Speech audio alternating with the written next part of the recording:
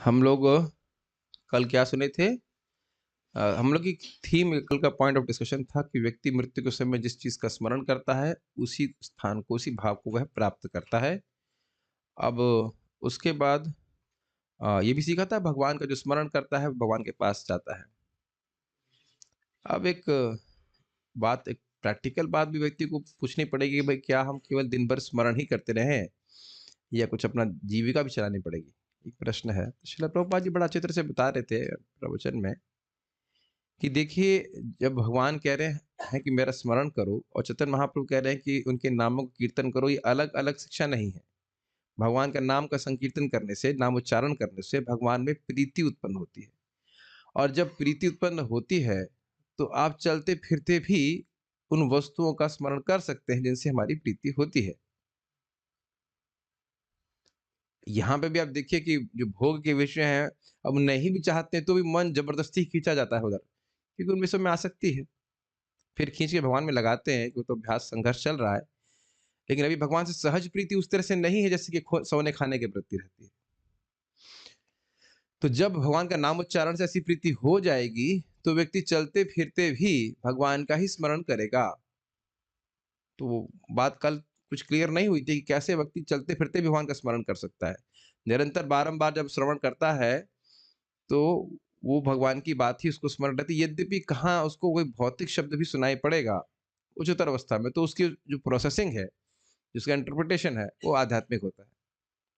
यानी जैसे प्रभुपाद जी ने थंडर बर्ड एक विज्ञापन सुना, तो थंडर बर्ड से प्रभुपाद को क्या याद आया था?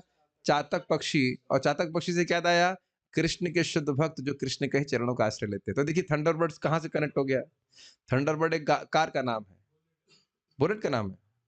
अब देखिए डिपेंड करता है कि आप किससे रिलेट करते हैं। आप थंडरबर्ड बुलेट से रिलेट कर रहे हैं, संबंधित कर रहे हैं, क्योंकि वैसे जानते हैं। देखिए सुंदर बात अच्छी, थंडरबर्ड प्रभु जी बुलेट के बारे में जानते हैं तो थंडरबर्ड से बुलेट याद आती है, और जो व्यक्ति कार जानता है उसे थंडरबर्ड से कार याद आता है, और शुद्ध भक्त को चातक याद आता है, और चातक से शुद्ध भक्त याद आता है, शुद्ध भक्ति याद आती है।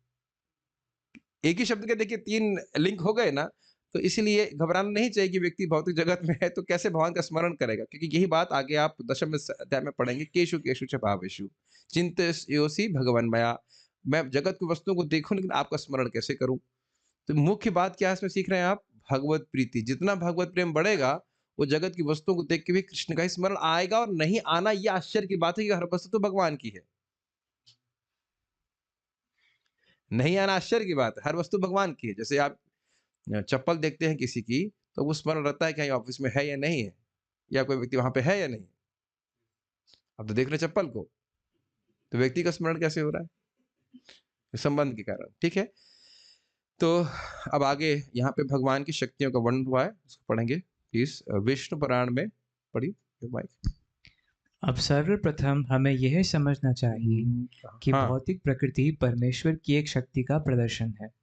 विष्णु पुराण में 6:761 भगवान की समग्र शक्तियों का वर्णन हुआ है। विष्णु शक्ति ही परा प्रोक्ता क्षेत्राज्ञाख्या तथा परा अविद्य कर्म संज्ञान्या तृतीया शक्तिरिष्टते। परमेश्वर की शक्तियाँ विविध तथा असंख्य हैं और वे हमारी बुद्धि के परे हैं, लेकिन बड़े बड़े विद्वान मुनियों या मुक्तात्माओं ने इन शक्तियों का अध्ययन करके इन्हें 3 भागों में बांटा है। सारी शक्तियाँ विष्णु शक्ति हैं, अर्थात वे भगवान विष्णु की विभिन्न शक्तियाँ हैं। पहली शक्ति परा या आध्यात्मिक है। जीव भी पराशक्ति है, जैसा कि पहले कहा जा चुका है। अन्य शक्तियाँ या भौतिक शक्तियाँ तामसी हैं। मृत्यु के समय हम या तो इस संसार की अपरा शक्ति में रहते हैं या फिर आध्यात्मिक जगत की शक्ति में चले जाते हैं। ये प्रभुपाद जी पूरा प्रसंग क्यों ले रहे हैं? पिछले प्रसंग में हम क्या सुन रहे थे? जैसा जैसा आपका हमारा मृत्यु के समय स्मरण होता है, वैसे वैसे प्रकृति को प्राप्त कर लेते हैं। अब ये प्रभुपाद की बात समझ में आ रही? अकस्मात प्रभुपाद जी 2 प्रकृतियों का वर्णन क्यों कर रहे हैं, बता दीजिए। कि 2 ही प्रकृति हैं, या तो स्पिरिचुअल या मटेरियल। तो स्पिरिचुअल शक्ति का, आध्यात्मिक शक्ति के संपर्क में रहेंगे तो मृत्यु के समय भी उसी का संपर्क प्राप्त होकर भगवान के धाम को चले जाएंगे। ये विज्ञान है। यस। अतएव भगवद गीता में 8.6 कहा गया है, यम यम यम वापि स्मरन् भावं त्यजन्तन्ते कलेवरं तं तमेवेति कौन्तेय सदा तद्भावभाविताः। अपने इस शरीर को त्यागते समय मनुष्य जिस जिस भाव का स्मरण करता है, वह अगले जन्म में उस भाव को निश्चित रूप से प्राप्त होता है। जीवन में हम या तो भौतिक या आध्यात्मिक शक्ति के विषय में सोचने के आदी हैं। हम अपने विचारों को भौतिक शक्ति से आध्यात्मिक शक्ति में किस प्रकार ले जा सकते हैं? होल्ड ऑन, ये बहुत ही महत्वपूर्ण प्रसंग हम देख रहे हैं। जीवन में हम या तो भौतिक या आध्यात्मिक शक्ति के विषय में सोचने के आदी हैं। जो भगवत प्रेमी हैं वह आध्यात्मिक विषय सोचेंगे और जो भोगी हैं भौतिक विषय, और हम लोग बीच में संघर्ष कर रहे हैं, कभी भौतिक कभी आध्यात्मिक कभी भौतिक। कभी कभी भौतिक विचार आता है और पता है कि भौतिक विचार है और पता है कि नहीं सोचना चाहिए, लेकिन फिर भी धर्म बन जाता है बार बार। तो ये एक इसी संघर्ष होता ही है। इससे बात आ रही तो हम कह देते हैं, या तो एकदम निपट मूर्ख सुखी है और या तो परमहंस सुखी है। निमट निपट मूर्ख सोच रहा है कि वह सुखी है और भोगों में पूरा तरह व्यस्त है, और परमहंस को जगत में मतलब नहीं। हम जैसे लोग बीच में कहीं हैं, कभी कभी माया की तरफ, कभी कभी कृष्ण की तरफ, माया की तरफ, कृष्ण की तरफ, ऐसे पेंडुलम झूलता रहता है। सभी साधक इस बात को समझते हैं, संघर्ष रहता ही है। तो अब आप लिंक बनाते जाइए। यदि हम आध्यात्मिक शक्ति की शरण लेते हैं तो हम कहाँ पहुंच जाएंगे? भगवान के पास। और यहाँ प्रभुपाद क्या बात बता रहे हैं, या तो हम भौतिक के आदी हैं या आध्यात्मिक के आदी हैं। तो एक प्रश्न स्वाभाविक बन जाएगा कि हम आध्यात्मिक शक्ति के आदी कैसे बनेंगे। इससे पहले में आगे जाएं, आज आनंद लीला प्रभु ने सुबह बहुत सुंदर उदाहरण दिया था। बोला आज तक मैंने कभी उदाहरण नहीं सुना, बहुत सुंदर उदाहरण दिया। बात आ रही थी कि मन और इंद्रियों को हम कैसे संयमित कर सकते हैं। तो उन्होंने उदाहरण दिया कि पेपर समझ रहे हैं, हवा खूब चल रही हो तो आपके लूज पेपर बहुत उड़ते हैं। तो अब आप जिस पे जितना भारी पेपर वेट रखोगे, उतना ही वो पेपर दबा रहेगा। क्या उदाहरण है ना, सुपर उदाहरण है। तो मन तो इधर-उधर भागता ही है, लेकिन अगर बुद्धि, जैसे यहाँ पे भी आप पढ़ने वाले हैं, आध्यात्मिक शास्त्र को पढ़ करके बुद्धि शार्प है, पैनी है, तेज है, तो मन को अपने अपने अनुसार नहीं चलने देगी। और अगर बुद्धि पैनी नहीं है, तो फिर मन की भावना, कोई आश्चर्य की बात नहीं, हमारे पेपर कहीं भी उड़ जाएँगे। कह लीजिए हमारी इंद्रियाँ कहीं भी उड़ जाएँगी और हम कहीं के नहीं रहेंगे। बहुत अच्छा उदाहरण है ना, पेपर वेट। जितना पेपर वेट आपका स्ट्रॉन्ग रहेगा। कभी-कभी आपने देखा भी होगा कि हल्का-सा कुछ प्लास्टिक डाल देते हैं तो उसे हवा उड़ा देती है। लेकिन अच्छा मजबूत पेपर वेट आप डालेंगे तो पेपर नहीं उड़ता है। तो ये अब प्रभुपाद यहाँ पे सूत्र दे रहे हैं कि कैसे व्यक्ति आध्यात्मिक शक्ति में अपने विचारों को ले जा सकता है। और सही बता रहा हूँ, मुझे ना, मैं भाई मैं बहुत अशक्त जीव हूँ, उससे ब्लेसिंग्स मत माँगा करिए। कभी-कभी लोग बोलते हैं साधना कुछ नहीं करते, प्रभु ब्लेसिंग दे दीजिए। अरे हमें खुद ही उठने में संघर्ष होता है, आज ही कोई वक़्त 3 बज के 50 मिनट उठाया, हम क्या ब्लेसिंग देंगे किसी को साधना कराने के लिए? आप स्वयं क्यों नहीं प्रयास करते? डज़ दैट मतलब बातें जब इंटरेक्शन होता है तो हम समझ में आता है, क्या ब्लेसिंग दूँगा? मेरे पास, मैं पहले डिक्लेयर कर दे रहा हूँ, डिस्क्लेमर ऐसे नीचे लिख देना चाहिए, डोंट एक्सपेक्ट ब्लेसिंग्स। ब्लेसिंग देने की क्षमता प्रभुपाद जी में है, भगवान में है, गुरु महाराज में। हमारे पास क्या क्षमता है कि हम किसी को ऐसे हाथ दिखा दें भाई? दिमाग यहाँ बड़ा ब्लेसिंग बड़ी क्लियर है। परम क्या नाम उनका? हयग्रीव प्रभु को वैसे ही मैंने पूछा था, कहते हैं ब्लेसिंग तो अपने यहाँ भागवत में है ही। बैठिए क्लास में आइए, क्लास में आएँगे नहीं तो क्या ब्लेसिंग माँग रहे हैं? क्लास में आइए, श्रवण कीजिए, भगवत गीता के शब्द है, अपने आप ही अज्ञान कटेगा। तो अब यहाँ एक बहुत बड़ी बात यहाँ पे हमको सीख रहे हैं। और ये देखिए, मेरे या किसी इस्कॉन के एक डिवोटी या उसका किसी व्यक्ति का मत नहीं है। श्रील प्रभुपाद जी का शब्द आपके सामने है। श्रील प्रभुपाद हमारे प्री एमिनेंट शिक्षा गुरु हैं। उनकी बात से ऊपर किसी की बात नहीं है। ठीक है? अब लोग अपने अलग-अलग कुछ भी मत दे सकें, जो प्रभुपाद जी दे रहे हैं, ये आपको श्रवण करना पड़ेगा, स्वीकार करना होगा, अगर वाक़ई अपना कल्याण क्या चाहते हैं। कैसे हम अपने मन को आध्यात्मिक शक्ति में ले जा सकते हैं, पढ़ेंगे उसको और बहुत ध्यान से सुनेंगे इसको। यस, क्वेश्चन पहले फिर से पढ़िए। हम अपने विचारों को भौतिक शक्ति से आध्यात्मिक शक्ति में किस प्रकार ले जा सकते हैं? ऐसे बहुत से साहित्य हैं, यथा समाचार पत्र, पत्रिकाएं, उपन्यास आदि, जो हमारे विचारों को भौतिक शक्ति से भर देते हैं। इस समय हमें ऐसे साहित्य में लगे अपने चिंतन को वैदिक साहित्य की ओर मोड़ना है। अतएव महर्षियों ने अनेक वैदिक ग्रंथ लिखे हैं, यथा पुराण। ये पुराण काल्पनिक नहीं है, अपितु ऐतिहासिक लेख हैं।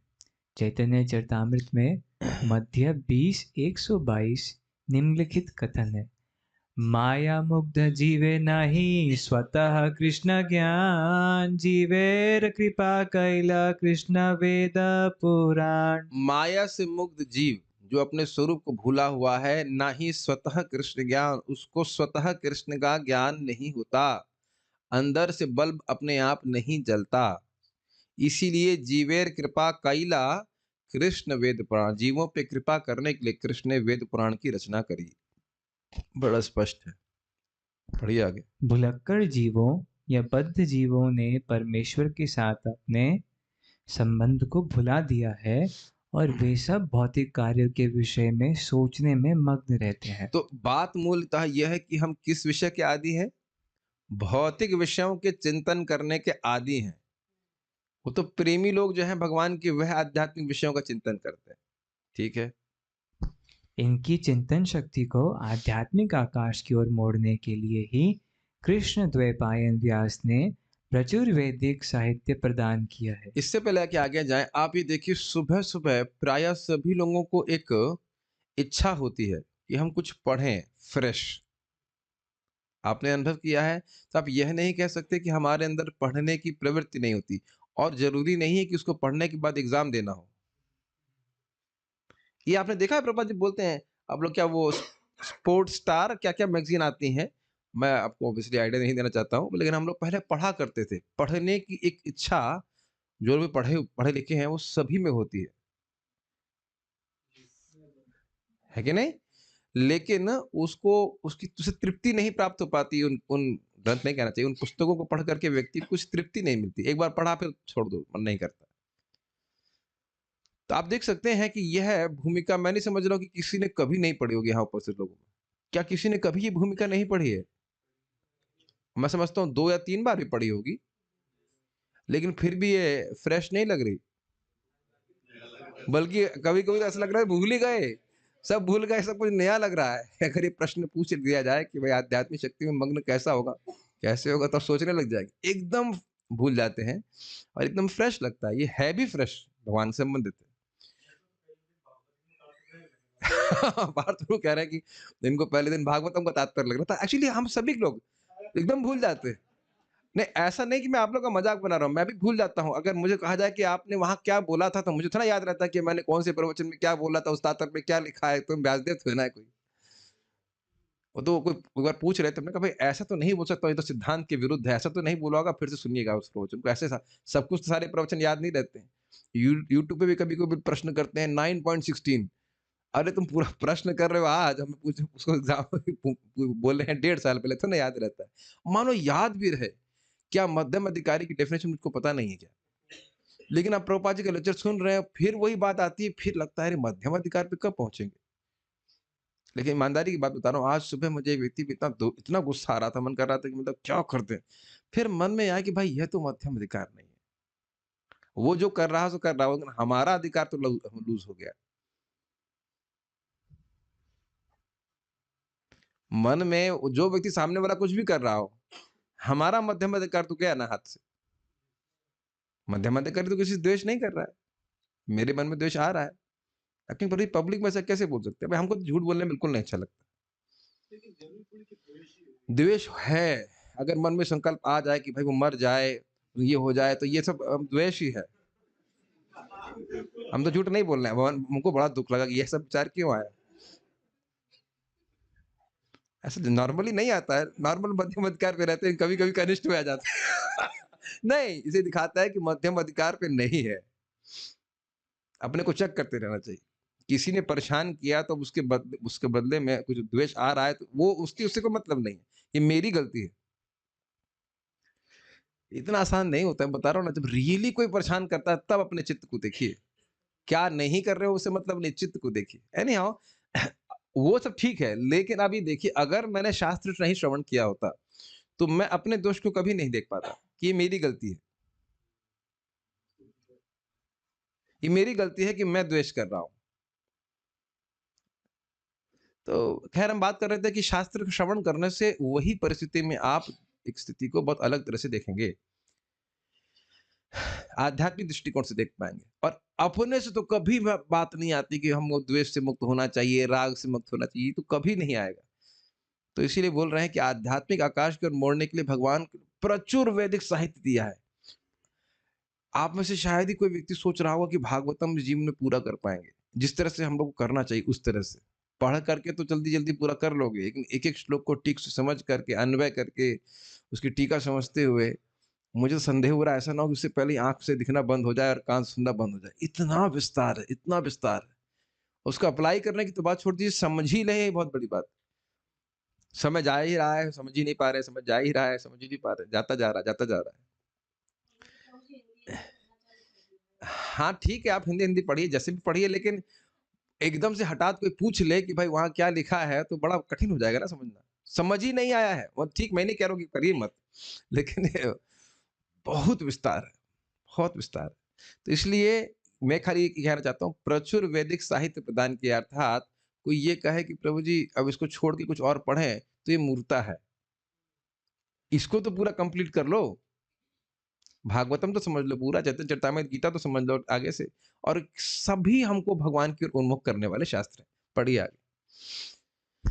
सर्वप्रथम उन्होंने वेद के 4 विभाग किए, फिर उन्होंने उनकी व्याख्या पुराणों में की और अल्पज्ञों के लिए उन्होंने महाभारत की रचना की। महाभारत में ही भगवत गीता दी हुई है। तत्पश्चात वैदिक साहित्य का सार वेदांत सूत्र में दिया गया है और भावी पद प्रदर्शन के लिए उन्होंने वेदांत सूत्र का सहज भाष्य भी दिया, जो श्रीमद् भागवतम कहलाता है। आपको बुखार है ना प्रभु जी? आप रूम पे सुन लीजिए ज़ूम के ऊपर। हो सकता हो कोई भी बुखार हो सकता है ना? Can hear on zoom. हाँ, ठीक है। हमें इन वैदिक ग्रंथों के अध्ययन में अपना चित्त लगाना चाहिए। समझ में आया कि नहीं आया?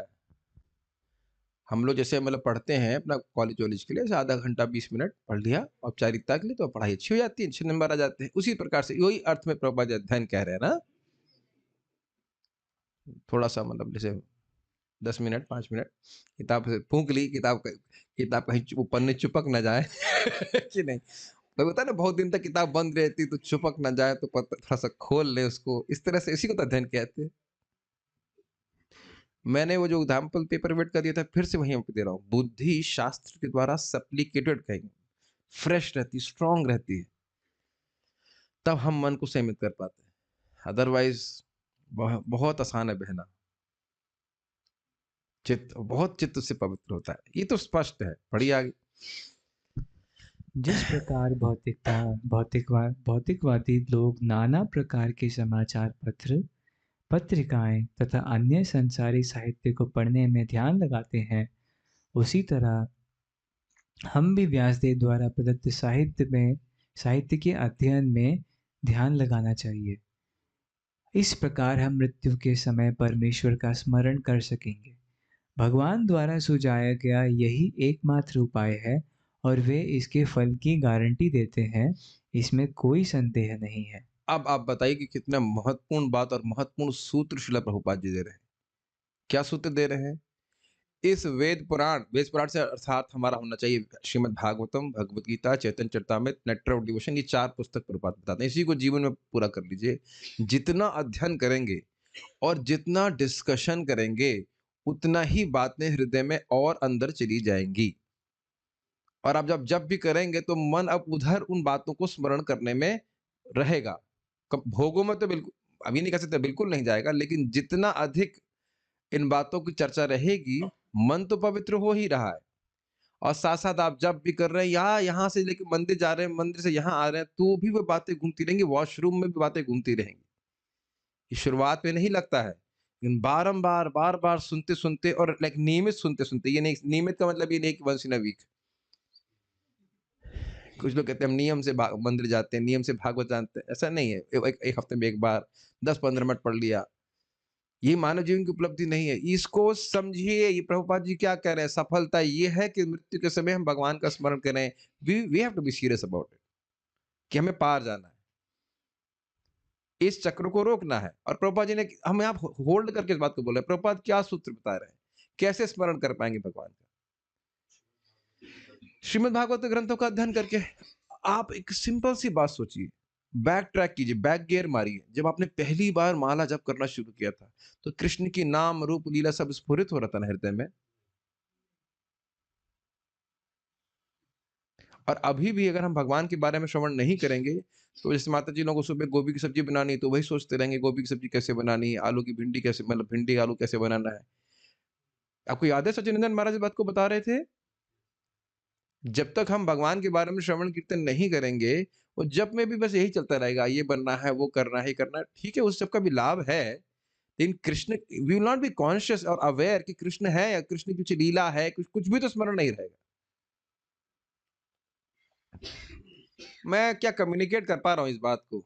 मैंने देखा मेरे सामने एक बच्चा आकर के बैठा, वो मेरे संग जप कर रहा था, जानते हैं, मैं किसी का नाम नहीं रख रहा हूँ, लेकिन उसको कोई इंटरेस्ट नहीं था जप करने में। पापा ने बोल दिया, "तू हरे कृष्ण, हरे कृष्ण, कृष्ण कृष्ण, हरे हरे, राम राम, कृष्ण हरे कृष्ण, कृष्ण कृष्ण, हरे कृष्ण, हरे हरे।" अब इस प्रकार का जप क्यों हो रहा है? क्योंकि कुछ सिद्धांत नहीं सुना है। वो देख कर के समझ में आ रहा है कुछ सिद्धांत नहीं सुना है। कुछ पूछ लो नाम की महिमा तो कुछ नहीं पता है। उनके टीचर की गलती है, बच्चे की गलती नहीं है कुछ भी। छोटे बच्चे भी सीख लेते हैं। मैं कम्युनिकेट कर पा रहा हूँ क्या? जब तक नाम की महिमा सुनेंगे नहीं, भगवान की महिमा नहीं सुनेंगे, कोई एफर्ट नहीं मारेगा व्यक्ति जप करने के लिए। ये भक्ति में प्रगति करने के लिए। और कृष्ण के स्मरण की तो बात ही छोड़ दीजिए। Does that make sense? इसलिए प्रभुपाद जी बड़ा स्पष्ट कह रहे हैं कि यदि हम मृत्यु के समय भगवान का स्मरण करना चाहते हैं, तो श्रीमद् भागवतम भगवद गीता के स्मरण श्रवण कीर्तन को बहुत महत्व देना चाहिए। कभी आप सोचते नहीं कि 2 बजे से 4 बजे तक प्रभुपाद जी, ऐसा भी नहीं कि खूब दिन में सो रहे हैं 6-7 घंटे। रात में 12 बजे शायद प्रभुपाद जग जाते थे या 1 बजे जग जग करके ये सब ग्रंथ क्यों लिखे हैं? ऐसे टाइम पास करने के लिए।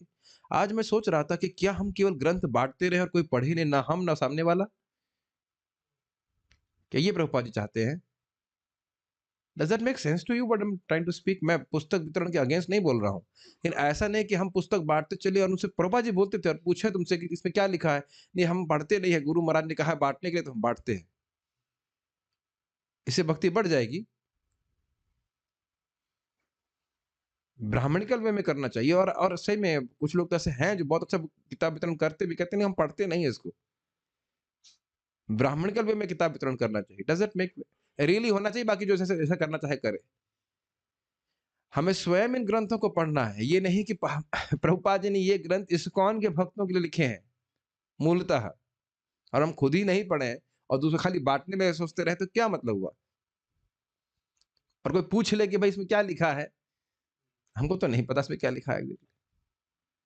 ये तो वैसा ही हुआ जैसे जो क्या मैं वैसे नेगेटिव नहीं बोलना चाहता हूँ। आपने देखा ना 40% पे भी लोग धार्मिक पुस्तकें बेचते हैं। नाम नहीं रख रहा हूँ संस्था का, जानते हो आप उसकी बात कर रहा हूँ। क्या उनका कुछ विश्वास होता है इसके ऊपर? वो केवल 40% देखना चाहते हैं। वो पैसे प्राप्त करना चाहते हैं। तो ये ध्यान देना होगा, everything should not just become a कर्मकांड। खुद हम स्वयं ग्रंथ को पढ़ें और ग्रंथ को बाँटें भी। अभी वक़्त बता रहे थे, एनीहाउ पब्लिक बात में बात नहीं बोल सकता। पार्थ प्रो बता रहे थे बात, लेकिन याद है उसकी बात बता रहे थे कि हम बता देते हैं वो भक्त अभी भक्ति में नहीं है। बता रहे थे ना पार्थ कि एक व्यक्ति था जो पदयात्रा में 100 गीता करके आता था, बाद में वो बीड़ भी पी लेता था जाकर के बाहर। अब ये कोई तरीका थोड़ी ना, ये कोई पुस्तक, इस प्रकार का पुस्तक वितरण नहीं बनना हमको बनना। बाद में उसको हटा दिया गया होगा, उससे कि जब मालूम चला कि ऐसे गलत कार्य कर रहा है। ये सब मेरे शब्द नहीं, आपको लग रहा है कि हम कोई निंदा कर रहे हैं, प्रभुपाद जी के शब्द हैं ये, कि तुम किताब वितरण कर रहे हो, तुम खुद खुद पढ़ रहे हो उसकी नहीं पढ़ रहे हो। तो इसलिए दोनों चीज़ें होनी चाहिए, ग्रंथों का वितरण और ऐसा व्यवस्था जहाँ लोग ग्रंथों को पढ़ें, ग्रंथों को समझ सकें। Does that make sense? ये कोई नई बात नहीं कही जा रही। आप सब लोग जो बीटेक पढ़ कर के आए हैं या जो कुछ भी पढ़ के आए हैं, तो टीचर आपको किताब पकड़ा देता है, हाँ, चलो पढ़ लेना अभी घर पे आकर के आप। कोई पढ़ता है इस प्रकार से? कोई समझ पाएगा? Is it not? और देखिए कितना विशाल नेटवर्क बन गया है पढ़ाई का। आप प्रैक्टिकल देखिए, मैथ्स पढ़ रहे हैं, फिज़िक्स केमिस्ट्री पढ़ रहे हैं, कितना विशाल नेटवर्क बन गया है। यद्यपि वह किताब नहीं बाँट रहे।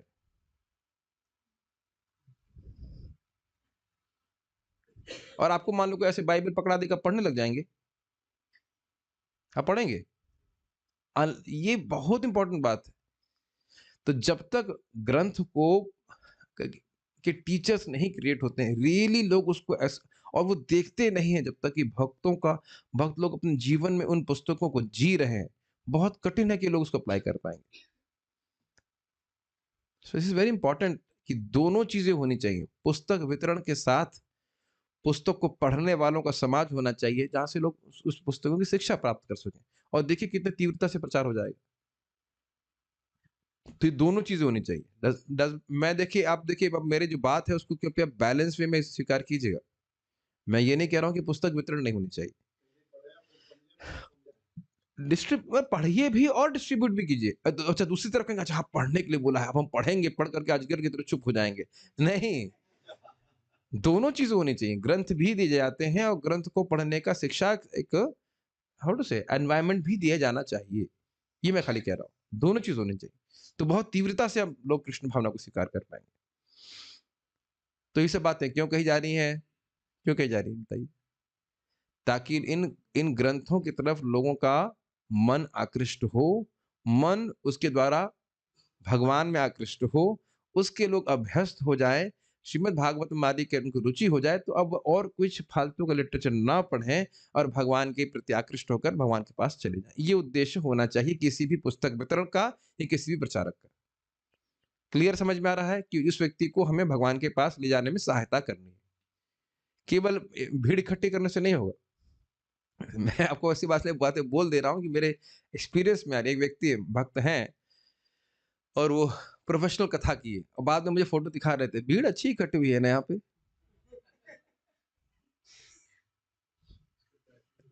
पीपल आर नॉट कॉन्शियस कि वो क्या बोल रहे हैं और किससे बोल रहे हैं। एक तो प्रोफेशनल कथा की है और उसके बाद वो फ़ोटो दिखाने भीड़ तो इकट्ठी हुई है। भीड़ इकट्ठा करने के लिए भागवत कर रहे हैं आप। सी और वो इस्कॉन का डिवोटी है। शायद ये भी संदेह हो जाना चाहिए कि इस्कॉन का डिवोटी है कि नहीं क्योंकि सिद्धांत प्रभुपाद जी का फॉलो नहीं किया। इस तरह से नहीं करना मैं देखिए मैं आप लोग सामने इसलिए प्रस्तुत कर रहा हूँ because people can deviate in the संप्रदाय also they can deviate to that extent Prabhupad बार-बार बोल रहे हैं कि प्रोफेशनल वे में कथा नहीं करना चाहिए। ऐसी कथाओं से व्यक्ति का मन भगवान में नहीं लगता। Does that make sense? क्योंकि उद्देश्य ही नहीं है, वो तो उद्देश्य क्या है? भीड़ इकट्ठी करने के लिए। तो ये जो बात हम सारी सीख रहे हैं कि एकमात्र तरीका भगवान में मन लगाने का क्या है? भगवान के बारे में श्रवण करना, गंभीरता से श्रवण करना, कीर्तन करना, डिस्कशन करना और ये गारंटी क्या दे रहा है कि मृत्यु के समय में काफ़ी संभावना है कि हम भगवान का स्मरण करेंगे और भगवान का स्मरण करेंगे तो गारंटी है कि भगवान के पास चले जाएँगे। मैं इसलिए इस बात पे बल दे रहा हूँ कि शायद नहीं समझ पा रहे हैं कि बार-बार जिस चीज़ की चर्चा करते हैं, कैसे वो मन में फ़ीड होता जा रहा है, फ़ीड हुआ जा रहा है, फ़ीड हुआ जा रहा है और वही उभर के बाहर आता है। उम्मीद है कि मैं विश्वास है कि अब तक बात समझ में आ गई होगी और भक्त लोग उसमें अपना वर्क करना शुरू कर दिए होंगे कि हम व्यर्थ की चर्चा से विलग हों और भगवत चर्चा में संलग्न हों। ठीक है, आगे पढ़ते हैं।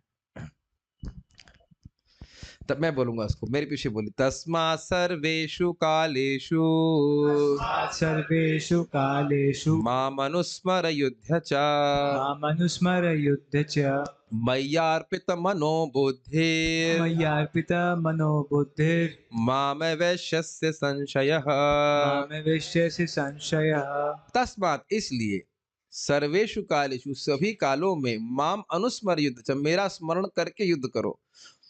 महाराज से बड़ा अच्छा बोल रहे कह रहे हैं भगवान यह नहीं कह रहे युद्ध करके मेरा स्मरण करो।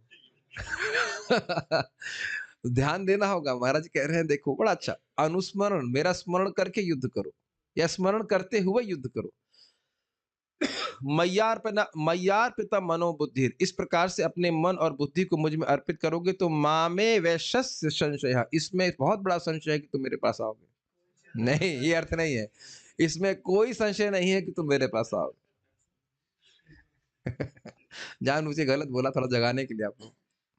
इसलिए हे अर्जुन तुम कृष्ण के रूप में मेरा सदैव चिंतन करो। अब देखिए प्रभुपाद बड़ा क्लियर कर रहे हैं नहीं तो निर्विशेषवादी बोलते हैं माम माम का अर्थ है वो जो ब्रह्म अंदर बैठा हुआ उसका स्मरण करो लेकिन नहीं प्रभुपाद जानबूझकर बात बड़ा सुंदर तरह से कर रहे हैं तुम कृष्ण के रूप में मेरा सदैव चिंतन करो। तो आप कहेंगे हाँ भाई कृष्ण शब्द तो आया नहीं है कहाँ लिखा है कृष्ण बताइए। तस्मात् सर्वेषु कालेषु कृष्ण स्मरण युद्ध तो नहीं लिखा हुआ है, माम मनुस्मरण लिखा हुआ है। तो माम मतलब कौन से पहले बोला है? श्री भगवान उवाच। तो कहेंगे अरे भगवान उवाच लिखा है, कृष्ण उवाच तो नहीं लिखा है।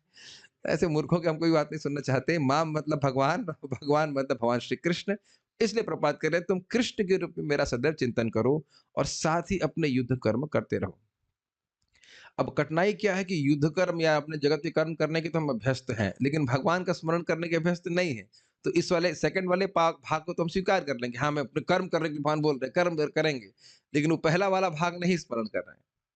अपने कर्मों को मुझे अर्पित करके तथा अपने मन एवं बुद्धि को मुझ पर स्थिर करके तुम मुझे निश्चित रूप से प्राप्त करोगे। वे अर्जुन से उसके कर्म या वृत्ति पेशा यानी वेशा को त्याग कर केवल अपना स्मरण करने के लिए नहीं कहते। भगवान कभी भी कोई भी अव्यवहारिक बात का परामर्श नहीं देते। इस जगत में शरीर के पालन हेतु मनुष्य को कर्म करना होता है।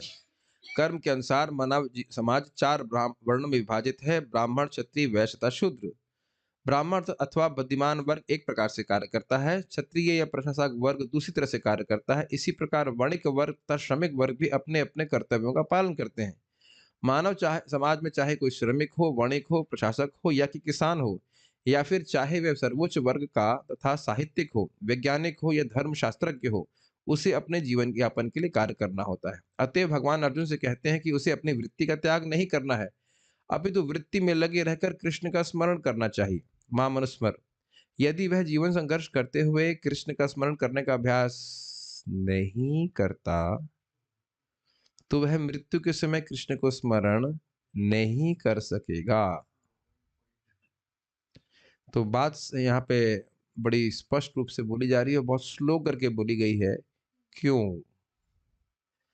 पहली बात इसको समझिए, कैसे व्यक्ति कार्य करते हुए भी कृष्ण का स्मरण करेगा? आप उदाहरण से समझ सकते हैं। राजस्थान में पानी लाने के लिए माता जी लोग बहुत दूर से पानी लाते थे, अब तो शायद नल में आने लग गया है, लेकिन अभी भी मैं समझता हूँ उधर जैसलमेर की तरफ लाते होंगे। अब वो 3-4 मटके भी शायद उसके सर पे रहेंगे और हाथ में बच्चा भी होगा और बगल वाली माता जी से झगड़ा भी कर रही होगी वो, ये बात कर रही हो। अब बताइए यह कैसे हो रहा है? 4 मटके ऊपर, आप कभी ट्राई कर सकते हैं, बस सर ना फूट जाए, ध्यान रखना। खाली मटकों को बैलेंस करने का प्रयास कीजिएगा। एक एक मटका, खाली एक मटका, कितना मुश्किल है। और 4-4, 5-5 मटके, हाथ में बच्चा, बच्चा भी रहता ही होगा शायद, बच्चा भी साथ में टांगा हुआ है। और उसके बाद बातें भी चल रही हैं, तो यह कैसे हो रहा है? Definitely they are conscious also कि मटका भी है। एग्जाम्पल दिया जाता है और मैं उसपे विचार कर रहा था, आप देखो कि कुछ लोग टाइट रोप वॉकिंग करते हैं। टाइट रोप वॉकिंग समझते हैं? रस्सी टाइट कर दी जाती है और उसके सर के ऊपर एक वो प्लेट रखी रहेगी, उसके ऊपर दिया भी रहती है और डंडा भी रहता है, वो सब तरफ ध्यान जा रहा है। अब ऐसा कैसे हो रहा है बताइए? कितना कठिन होता होगा। और इस जगत में तो आप होता हुआ देखते ही हैं, जो सिक्योरिटी खड़ा रहता है वो क्या हमेशा सिक्योरिटी के बारे में सोचता है? वो सोच रहा होगा कल सुबह होगी, बच्चे को स्कूल लेके जाना है। तो ऐसी बहुत सारी बातें हम करते हैं, जहाँ हमारी आसक्ति होती है, जगत में कार्य करते हुए हमारा मन वहाँ पे जाता है। सूत्र समझ गए? तो और इसी को प्रभुपाद जी समझा रहे थे, ये महाप्रभु की वाणी है, महाप्रभु की वाणी है श्रीला रघुनाथ दास गोस्वामी के प्रति। रघुनाथ दास गोस्वामी घर से भागने का प्रयास करते ना, रूप गोस्वामी जी और सनातन गोस्वामी जी उनके आश्रय को प्राप्त करना चाहते थे, तो कई पत्र लिखे उन्हें महाप्रभु को, महाप्रभु को उत्तर नहीं दिए। एक पत्र वापस में उत्तर दिया महाप्रभु ने कि जैसे मानो कोई स्त्री है और उसका कोई प्रेमी है, उसका पति तो है लेकिन उसका प्रेमी भी है, तो वह घर के कार्य बहुत अच्छे से करती है ताकि कभी पति को शक ना हो कि उसका एक प्रेमी भी है, लेकिन वह हमेशा अपने प्रेमी से मिलना चाहती है। तो अब कोई व्यक्ति भौतिकता में अगर है, तो यदि उसका भगवान के प्रति प्रेम थोड़ा जागृत हुआ है, तो वह भले ही बाहर काम बड़े अच्छे से कर रहा है, लेकिन हमेशा उसकी मन में ये स्थिति रहती है, कैसे मैं भगवान की भक्ति कर सकूँगा? तो वह स्मरण भगवान कर सकता है। वो बाहरी रूप से कार्य कर रहा है अच्छी तरह से, लेकिन उसकी इच्छा मन में आंतरिक रूप से यही है कि मैं कब भक्ति ठीक से कर सकूँ, भक्ति कर पाऊँगा। ये उन लोगों के लिए स्पेशली है जो समाज में रह रहे हैं और भक्ति करने में मान लो किसी कोई परेशानी कर रहा है, तब इस प्रकार की बात होती रहती है। तो इनसे आप क्या सीख रहे हैं? There has to be a sense of love. प्रेम की भावना होने से व्यक्ति बाह्य कार्य करते हुए भी कृष्ण का स्मरण कर सकता है। नहीं तो अर्जुन के सामने तो बहुत कठिन कार्य था ना। हज़ारों, हज़ारों बाण एक साथ संधान करके छोड़ना, इधर देखना, उधर देखना, कौन मार रहा है? साएँ-साएँ बाण इधर से उधर से आ रहे हैं। कभी आप महाभारत में ज़रा जाके देखिए, इन द सेंस मानसिक रूप से उस स्थान पे जाके देखिए जहाँ बाण हर दिशा में चल रहे हैं। कौन जाने कौन-सा बाण किधर से आएगा? सब तरफ देखना नहीं है बताइए? हम लोग सोच के कभी सोचे नहीं होंगे शायद तभी तो अभी जा पा रहे हैं वहाँ पे महाभारत में? कितना कठिन परिस्थिति है और वहाँ तो छुपने-वुपने का कोई हिसाब-किताब भी नहीं कि छुप करके मारी, गोली मारी फिर अंदर घुस गए, ऐसा तो है नहीं। बाण इधर से उधर से कोई व्यक्ति कहीं से बाण चला दे, कोई अस्त्र चला दे, क्या-क्या हो रहा है? और अर्जुन तो टारगेट पे थे ही वैसे भी। अब ऐसी स्थिति में कृष्ण का स्मरण करना यद्यपि कृष्ण सामने भी बैठे हों, फिर भी उनका स्मरण करना कठिन है कि नहीं? अपनी जान बचाने पे का स्मरण करेगा कि कृष्ण का स्मरण करेगा? लेकिन फिर भी भगवान का प्रेमी कर सकता है। तो सूत्र समझ रहे हैं? अब दूसरी बात यहाँ प्रभुपाद जी कह रहे हैं कि भाई जब इस जगत में बच्चे को पालन करते हुए और बहुत सारी अन्य ज़िम्मेदारी सँभालते हुए कृष्ण का स्मरण नहीं कर सकते अर्थात इस जीवन के संघर्ष को करते हुए कृष्ण का स्मरण नहीं कर पा रहे हैं, तो मरते समय कैसे स्मरण करेंगे? मरते समय तो जीवन की परिस्थिति और खराब हो जाती है। So nobody can give an excuse कि मेरा ये था खराब हो गया, वो खराब हो गया तो मैं कृष्ण का स्मरण नहीं कर पा रहा हूँ। मेरे एग्ज़ाम में नंबर कम आए तो मेरा कृष्ण का स्मरण चला गया, नंबर स्मरण हो रहा है। ये बिज़नेस समाप्त हो गया तो हम कैसे भगवान का स्मरण करें? तो बताइए कि मृत्यु के समय क्या हम क्या किसको बोलेंगे बताइए? मृत्यु के समय कौन मदद कर पाएगा फिर? आप जानते हैं ना कि जब एग्ज़ाम दिए होते हैं, फाइनल एग्ज़ाम से पहले कौन से एग्ज़ाम होते हैं? प्री होता है, प्री से पहले भी कुछ होता है, मिड टेस्ट होते हैं। अब जब मिड टेस्ट में ही फेल हो रहे हो आपने देखा है स्टूडेंट के रूप में हम लोग की आशा रहती है, अरे मिड टेस्ट फेल हो गए तो क्या? लास्ट में हम चौवा मारेंगे। किए हैं अपने पैसे? मैं ऐसा कर चुका हूँ आईटी में लेकिन ऐसा होता नहीं है। मिड टेस्ट में जब पढ़ नहीं रहा होता है, तो लास्ट में भी बहुत अच्छे नंबर लाना मुश्किल होता है। हाँ, आप लोग क्या हो जाता होगा कि कुंजी पढ़ कर के शायद हो जाते हो, पता नहीं। हम लोग के यहाँ तो पेपर वो व्यक्तिगत रूप से सेट किया था। ऐसा नहीं था कि वो पिछली बार जो आया फिर वही आता है, ऐसा नहीं। कोई कुंजी सेट नहीं होती। आप लोग के यहाँ से होता था एग्ज़ाम उसी तरह का होता था? हमारे यहाँ सेट तरीके से एग्ज़ाम नहीं आता था। अगर हमारे तो अलग ही हिसाब-किताब था, क्या याद करना उसका लेकिन बहुत सेट करके वो पेपर दिया करते थे। तो अगर नहीं पढ़ाई की है, तो अब एक दिन पढ़ कर के तो फिर दुस्तर है वो, जन्म मृत्यु के चक्र की तरह वो पेपर दुस्तर हो जाता है, समझ में नहीं आता है पार करना। तो यही प्रभात उदाहरण से समझा रहे हैं कि भाई जब तुम जीवन के संघर्ष करते हुए दिन प्रतिदिन कुछ ना कुछ तो चलता ही रहेगा। उसमें भगवान का स्मरण नित्य प्रति नहीं कर रहे हैं, तो कैसे भगवान का स्मरण हम मृत्यु के समय करेंगे बताइए? तो इसीलिए क्या करना चाहिए महाप्रभु का चैतन्य महाप्रभु का क्या परामर्श है पढ़िए? यस। भगवान चैतन्य भी यही परामर्श देते हैं। उनका कथन है, कीर्तनीयः सदा हरिः। मनुष्य को चाहिए कि भगवान के नामों का सदैव उच्चारण करने का अभ्यास करे। भगवान का नाम तथा भगवान अभिन्न है। इसलिए अर्जुन को भगवान की शिक्षा कि मेरा स्मरण करो तथा भगवान चैतन्य का ये आदेश कि भगवान कृष्ण के नामों का निरंतर कीर्तन करो एक ही है। इनमें कोई अंतर नहीं है, क्योंकि कृष्ण तथा कृष्ण के नाम में कोई अंतर नहीं है। चरण दशा में नाम तथा नामी में कोई अंतर नहीं होता। अतएव हमें अपनी दिनचर्या को इस प्रकार ढालना होगा कि हम सदैव भगवान के नामों का जप करते हुए चौबीसों घंटे उनका स्मरण करते रहें। थोड़ा-सा रुक जाइएगा। कितने घंटे दिए हमें? च हमारे दिन के कितने घंटों में से कितने घंटे भगवान का स्मरण करना है?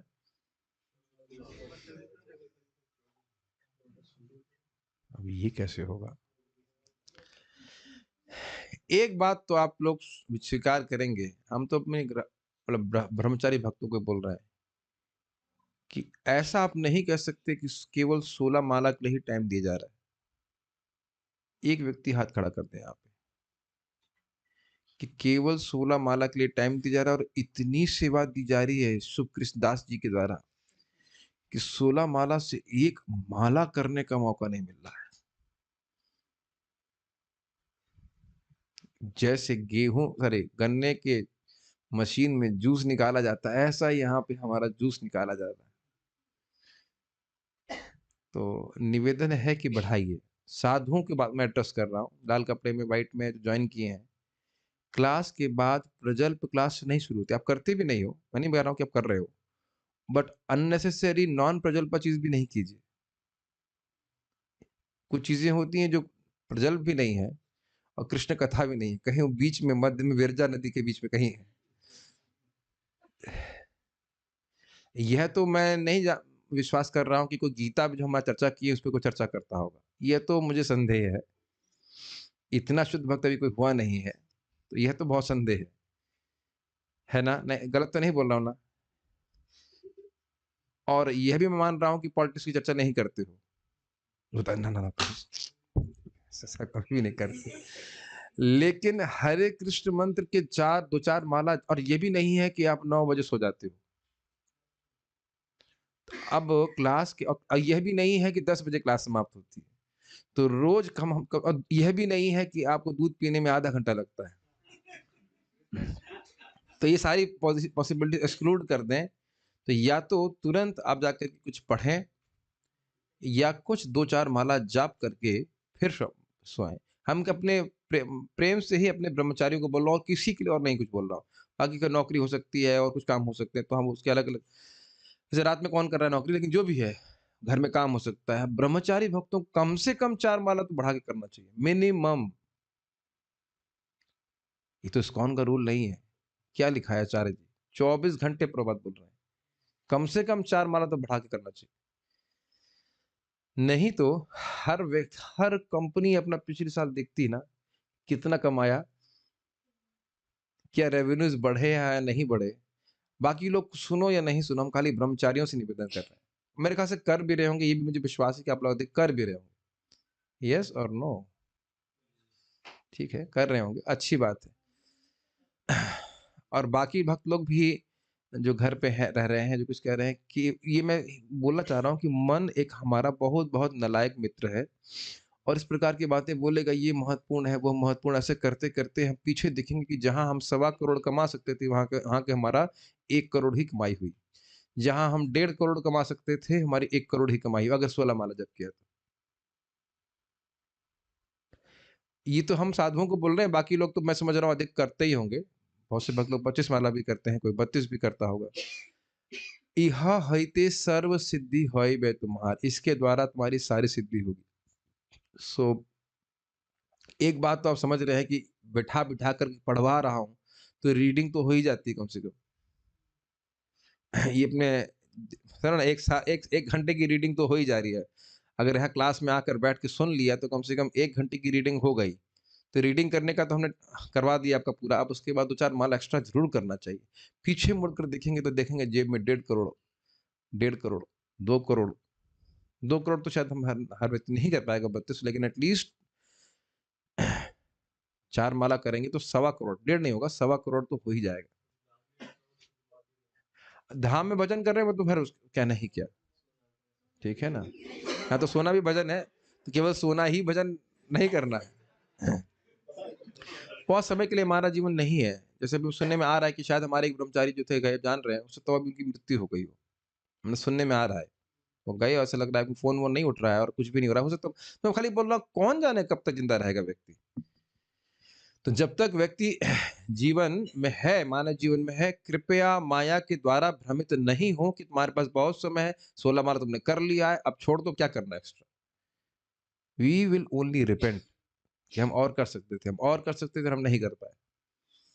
ठीक है? तो ये क्यों सब बातें बोली जा रही हैं? जितना व्यक्ति भगवान का नाम उच्चारण करेगा, उतनी ही उसकी भक्ति बढ़ती चली जाएगी।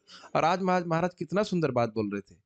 सारे गुण मिलकर के भी भक्ति का निर्माण नहीं कर सकते और भक्ति जिसके हृदय में आ जाती है, सारे गुण उसमें आ जाते हैं। मैं तुरंत उस पे मनन करना शुरू कर दिया। मुझे तो बड़ा अच्छा लगता है। महाराज के पूरे प्रवचन से एक पॉइंट बड़ा अच्छा मिल जाता है। पहले भी महाराज बोले थे कि फिर मुझे याद आ गया कि देखो किसी व्यक्ति में कोई भी दुर्गुण हो, आप उसे जप कराइए। जप करते ही उसकी भक्ति बढ़ना शुरू हो जाती है। चाहे कुछ भी कुछ पता नहीं हो, धीरे-धीरे करके वो फिर भक्तों के संग में भी आएगा, सुनेगा और अपने आप ही सारे सद्गुण उसमें आने लग जाते हैं। अगर जप ठीक से करता है। तो ये जीवन में आप पढ़ेंगे मतलब हमारा एक लक्ष्य होना चाहिए कि भाई 24 घंटे नाम उच्चारण करना है। अब 24 घंटे तो अभी हमारे लिए संभव नहीं है साधक अवस्था में। लेकिन कम से कम अधिक-अधिक भगवान के नामों का जप करना चाहिए और जब तक आप संकल्प लेके जबरदस्ती नहीं करेंगे, मन कभी नहीं करने देगा। समझ रहे हैं? यहाँ भी जो प्रसाद आता है, वो भी खाने में आपको आधा घंटा नहीं लगना चाहिए। मेरी बातें समझ में आ रही हैं सभी के लिए? फटाफट प्रसाद पाइए, फटाफट मतलब जितना आवश्यक है पाइए, फिर जब कीजिए। कौन सो रहा है? किसी के जीटीबी में तो 9 एएम 9 पीएम नहीं दिख रहा है, बहुत कम लोगों को दिख रहा है। समय व्यर्थ ना कीजिए, कृष्ण भक्त पढ़िए या जाप कीजिए। आप लोग शुरू किए ना कृष्ण भक्त, वेरी नाइस। कृष्ण भक्त पढ़िए, जाप कीजिए, कृष्ण का श्रवण कीर्तन कीजिए, यही है, यही सार है। बस ये समझना चाहिए। तब और दिनचर्या को इस प्रकार ढालना होगा कि कृष्ण का श्रवण कीर्तन खूब प्रचुर मात्रा में हो। That should be our goal, then we will be happy. थोड़ा सा और पढ़ेंगे, उसके बाद फिर रुकेंगे। यह किस प्रकार संभव है? आचार्यों ने निम्नलिखित उदाहरण दिया है। यदि कोई विवाहिता स्त्री पर पुरुष में आसक्त होती है या कोई पुरुष अपनी स्त्री को छोड़कर किसी पराई स्त्री में आसक्त होता है, तो यह आसक्ति अत्यंत प्रबल होती है। ऐसी आसक्ति वाला हमेशा अपने प्रेमी के विषय में सोचता रहता है। जो स्त्री अपने प्रेमी के विषय में सोचती रहती है, वह अपने घरेलू कार्य करते समय भी उसी से मिलने के विषय में सोचती रहती है। वास्तव में वह अपने गृह कार्य को इतनी अधिक सावधानी से करती है कि उसका पति उसकी आसक्ति के विषय में संदेह भी न कर सके। इसी प्रकार हमें परम प्रेमी श्री कृष्ण को सदैव स्मरण करना चाहिए और साथ ही अपने भौतिक या सांसारिक कर्तव्यों को सुचारू रूप से करते रहना चाहिए। इसके लिए प्रेम की प्रगाढ़ भावना चाहिए। इसकी व्याख्या मैंने पहले ही कर दी थी। और ये प्रेम की प्रगाढ़ भावना कैसे जागृत होगी? हरे कृष्ण मंत्र के उच्चारण के द्वारा। बारंबार ये याद रखिए कि हम मुक्ति प्राप्त करने के लिए हरि नाम नहीं कर रहे हैं। भगवान का जो प्रेम है हमारे हृदय में, वो जागृत हो जाए। तो जैसे आप जानते हैं ना, वो अलादीन का जिन्न चिराग को घिस रहा है काहे के लिए? सफाई करने के लिए। नहीं, वो जिन्न प्रकट हो जाए। ऐसे उदाहरण देना नहीं चाहिए, लेकिन भगवान का प्रेम हम जब अपने कैसे चिराग को, हृदय को घिस रहे हैं, ताकि भगवत प्रेम जागृत हो जाए, तब हमारी सारी समस्या सॉल्व हो जाएगी। और होता है। ये इतनी सिंपल सी बात है कि लोग उसको मिस कर सकते हैं कि हम जब क्यों कर रहे हैं या हम भगवान की भक्ति क्यों कर रहे हैं। आप कहेंगे एक ही बात आप बार बार क्यों रिपीट करते हैं? Because we might miss this point. समझ में? आप लोग इससे पहले कि हम थोड़ा सा आगे जाएं, थोड़ा बात सोचिए कि कभी कोई व्यक्ति आपको तभी दंडवत करे जब उसे कुछ चाहिए। How will you feel with that kind of person? और कभी बात ही नहीं करे आपसे, ऐसे कभी नहीं मिलने आए, कभी बात नहीं करे, और केवल तब आए जब उसे कुछ चाहिए। पता तो लग जाता है, लेकिन आपको लगता कैसा है? नहीं, क्या आदमी, मतलब जब उसे कुछ चाहिए बस तभी आता है। अच्छा, और कोई व्यक्ति आपसे मिलने आया है, भगवान की बात, मतलब मित्र है, अच्छा डिवोटी है, केवल इसलिए कि बैठ के कुछ भगवान के बारे में चर्चा करें या कुछ भक्ति करें, कुछ भी करें। How much you love them? Is it not? कुछ नहीं उसे चाहिए, कह रहे कुछ खिलाएं पिलाएं, नहीं कुछ नहीं, हम तो आए थोड़ा भगवान के बारे में कुछ बात करेंगे, कुछ कृष्ण कथा तो चर्चा होगी, कुछ कीर्तन कर, लाइक दैट। और क्या, ये तो हम लोग रोज कर ही रहे हैं, देख रहे हैं ना। We feel so happy because हम जा रहे हैं, आने अब मिलने का कोई प्रयोजन यही नहीं कि भाई अब या, इनकी तो सैलरी बढ़ गई है, कुछ जरूर 5,000 10,000 देंगे, कुछ झाड़ा जाए, कल्प वृक्ष है, कुछ झाड़ेंगे तो कुछ तो मिलेगा। भाई ये वी मस्ट अंडरस्टैंड। और बाकी बाकी व्यक्ति बाहर समझे या ना समझे, भगवान तो हमारी हर बात को समझते हैं। तो सोचिए, अगर प्रेम की इच्छा हो कि भाई भगवान से हमारा प्रेम बढ़ जाए, उस तरह से कोई व्यक्ति भक्ति कर रहा है, भगवान कितना सुखी होंगे उस बात से। ऐसे तो भगवान सबको स्वीकार कर लेते हैं, ठीक है, लेकिन ज्ञानी त्वात्मैव मे मतम, ये भगवान का शब्द है भगवद गीता में। सभी लोग उदाहरण हैं जो मेरे पास आ रहे हैं, लेकिन जो इस ज्ञान से युक्त होकर भजन कर रहा है कि भाई मैं भगवान का हूं, मुझे भगवान का प्रेम जागृत करना है, भगवान उससे कितना प्रसन्न होंगे। जब अपने पे घटित करेंगे तो आपको समझ में आ जाएगा कि हमें कैसा लगता है। और तो भगवान हमारे से नहीं है, फिर भी he is a person, is it not? Intention का बहुत महत्व है। पढ़िए, यदि हम में यदि हम में परमेश्वर के लिए प्रगाढ़ प्रेम हो, तो हम अपना कर्म करते हुए उनका स्मरण भी कर सकते हैं, लेकिन हमें उस प्रेम भाव को उत्पन्न करना और वो होगा। प्रेम भाव कैसे उत्पन्न होगा, एकदम क्लियर है। क्लियर है ना? हरे कृष्ण मंत्र का जप और भगवत गीता भागवत का श्रवण, भगवान का प्रसाद ग्रहण करना मेन है, श्रवण कीर्तन। ठीक है। उदाहरणार्थ, अर्जुन सदैव कृष्ण का चिंतन करते थे। वह कृष्ण के नित्य संगी थे और साथ ही योद्धा भी। कृष्ण ने उन्हें युद्ध करना छोड़कर जंगल जाकर ध्यान करने की कभी सलाह नहीं दी। अब लोग इसको बहुत महत्वपूर्ण डिलेंगे। देखो युद्ध करने का बोला है, लेकिन युद्ध से पहले क्या बोला है? माँ मनुस्मृति। यही होता है, शास्त्र जब पढ़ता है व्यक्ति बस वही ग्रहण करेगा जिसको जिसको जो उसको अच्छा लग रहा है, जो उसको रुचिकर लग रहा है। ठीक है? ओके, ये पढ़ के फिर रोकेंगे, पढ़िए। जब भगवान कृष्ण अर्जुन को योग पद्धति बताते हैं, तो अर्जुन कहते हैं कि इस पद्धति का अभ्यास कर सकना उनके लिए संभव नहीं। हाँ, अब इसको हम लोग कल चर्चा करेंगे, कैसे अर्जुन ने अष्टांग योग को खारिज कर दिया कि भई ये हमसे नहीं हो सकेगा और किस योग को स्वीकार किया, किस प्रकार भक्ति को स्वीकार किया, क्यों किया इत्यादि, इत्यादि हम समझेंगे और उसका लक्ष्य भी वही था कि कैसे स्मरण भगवान का किया जा सके। लक्ष्य प्रयोजन है भगवान का स्मरण करना, लेकिन अब वो क्या चीज़ एकदम व्यावहारिक है, प्रैक्टिकल है, उसकी चर्चा हम लोग कल करेंगे। चलिए स्टॉप हियर। श्रीमद् भगवद गीता भूमिका की जय।